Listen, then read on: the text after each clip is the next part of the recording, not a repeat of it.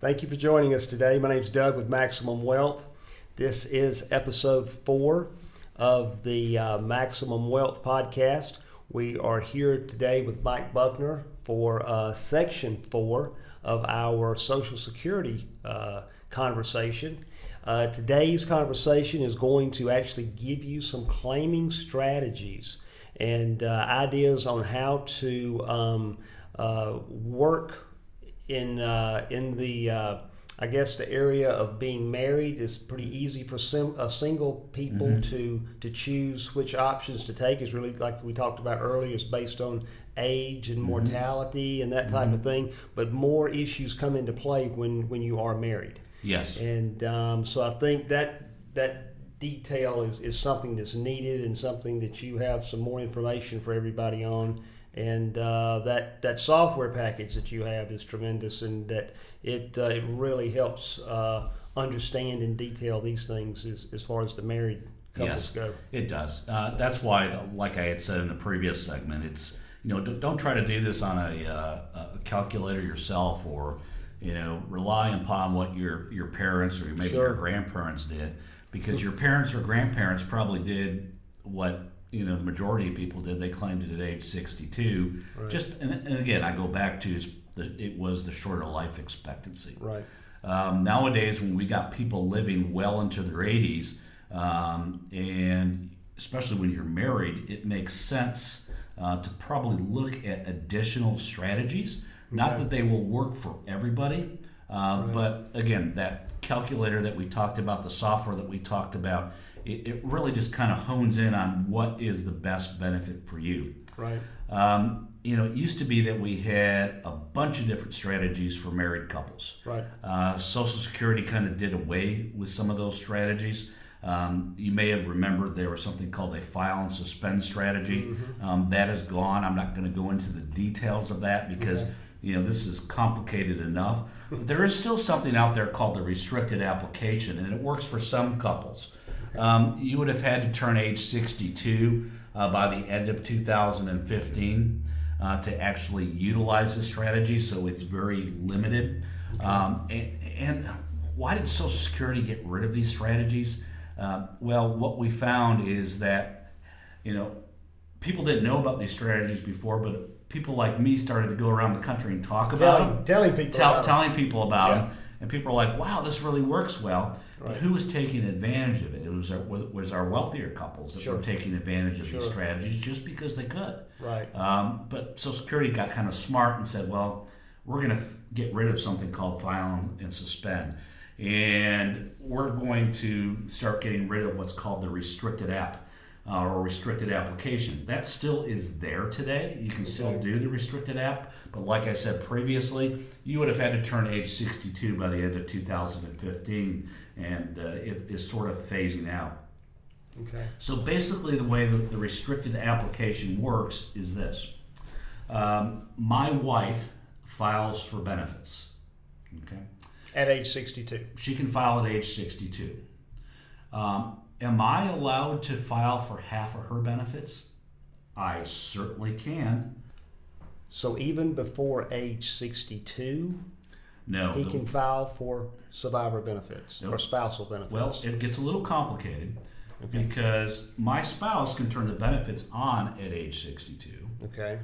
I'm allowed, under the restricted application, to claim half of her benefits and delay mine, but I have to be at least my full retirement age to do so. Okay.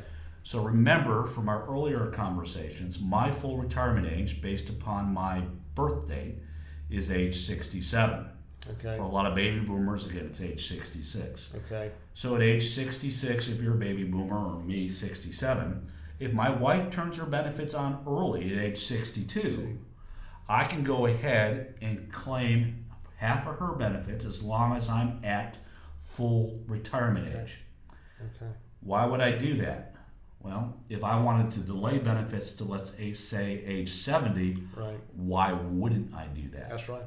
Because it's just extra money. It's extra money you're going to receive. Yep, that I'm leaving on the table. Right. How would you know to do this? Again, it's working with somebody that understands Social Security. That's why you need to work with an advisor that understands how Social Security works, because again, Social Security is not going to come out and tell you this. Right. They're not going to say to you, Doug, this is when you've got to file for benefits, and this is a restricted application, and by the way, you could get half of your wife's benefits. Right. They will not tell you this. They're not going to try to help you with this. They're not going to try to help you, nor are they allowed to do that. Gotcha. So this is something that, again, that you want to work with a competent advisor in this area. And this is where that software package that we have can actually help and show you when and how to do this. Well, let me throw this tidbit in. This situation probably is even more so important for husbands and wives that have a big differentiation in their ages. Mm-hmm. So that probably does not come into play or come into thought process a lot of times when you're choosing Social Security benefits. But if you've got a disparaging amount of age difference there, that's a big reason to be looking into this and knowing where this is going prior to even anybody taking Social Security benefits. Yes, because it can be very significant, especially for a younger spouse that may live longer than you. Yes.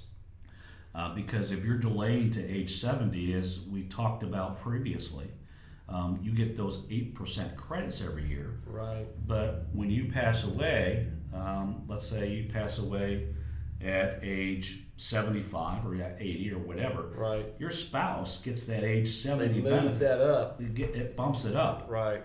So it can be very, very significant for a surviving spouse. Going back to one of our previous videos, again, the difference in what somebody can receive over their lifetime in Social Security, making a wrong choice like that, or just kind of winging it, so to speak, again, you're looking at maybe $250,000 to a $350,000 mistake. Correct. That's a huge mistake when you're talking about money to live off of during retirement, because I think that number, that $250,000 or $350,000, is what is actually being talked about in the financial planning world now, to have set back for health care during retirement. Yeah. So you make the wrong Social Security decision, you may be pulling a chunk of money away from your asset base or wealth that could be used for health care.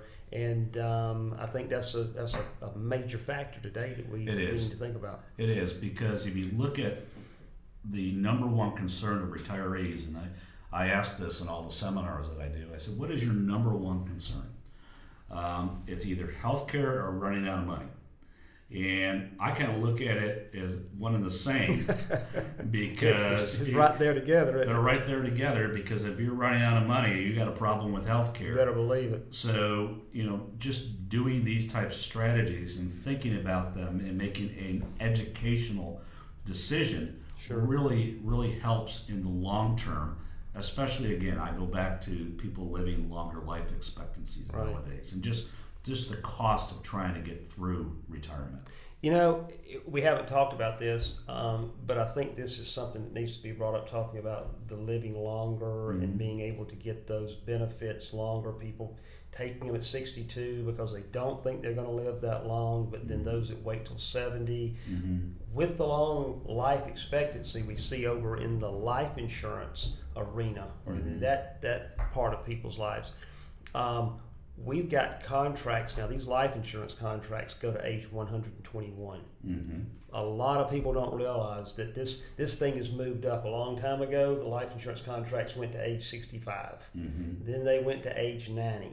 And then they bumped up to age 100. Now we've got life insurance contracts that are mandatory. 121 is the age, because they're talking about that babies born today have the potential to live up to age 121. So I don't think that you can wing it. I don't think you can just off the cuff say I'm taking my benefits when I turn 62, because there's so many other factors involved in that, and it can really cut back the amount of money that you're going to need during those retirement years if you're not careful. Yep, it's very significant to do that type of planning. Significant to look at life expectancies, all your other assets that you have. how do they all interplay together? Yeah.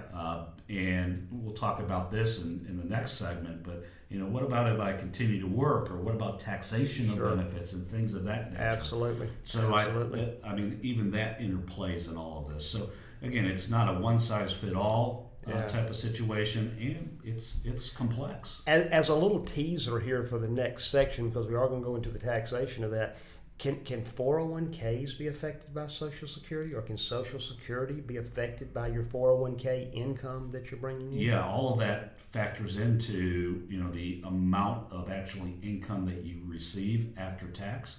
So 401ks, IRAs, what other investments you have, real estate, that all factors into your actual Social Security benefits, and as far as what you receive for income. Whew, it's not easy. No, it's not easy. No. And I don't think that the general public is aware of the complexity below the surface. You get this. I think a lot of our financial entertainment says, 62, 67, full retirement, and they have the buzzwords that make you feel like you understand, but below the surface there's a lot of things and mechanisms going on that could possibly either give you a lot of money or take a lot of money away from you. That is so correct. Okay. Thank you guys for joining us again today. This is Mike. We're going to go into another segment here concerning the loss of benefits if you continue to work. What happens if you want to work? I think a lot of us are moving into areas of entrepreneurship, into continuing to work even past that 65, 67, especially people that find jobs or things that they love doing or want to do. I think it has a lot to do with warding off those issues of dementia or Alzheimer's, things like that affect our minds, and continuing to work can really invigorate us and let us have a long life. Correct. Rather than stopping. So there's a lot of people still working and wanting to keep working, and how is that going to affect Social Security? Yes. So we're going to talk about that a little bit more. Thank you, Mike. Thank you, Doug. Enjoyed the session. Great information. My name's Doug with Maximum Wealth. Subscribe to our channel and go to our website, MaximumWealth.net, and we'll see you in the next section. Thank you.